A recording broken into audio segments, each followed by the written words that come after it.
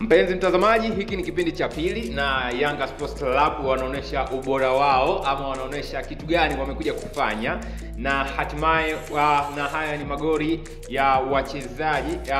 wa Yanga Sports Club ambao wameweza kuipa Yanga Sports Club ushindi wa magoli mawili kwa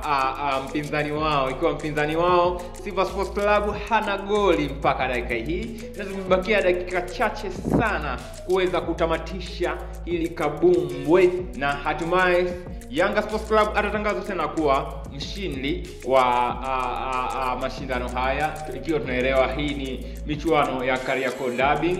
kwenye hii ligi, na hatimaye siku ya leo Yanga Sports Club anaenda kuibuka bingwa, na hatimaye Simba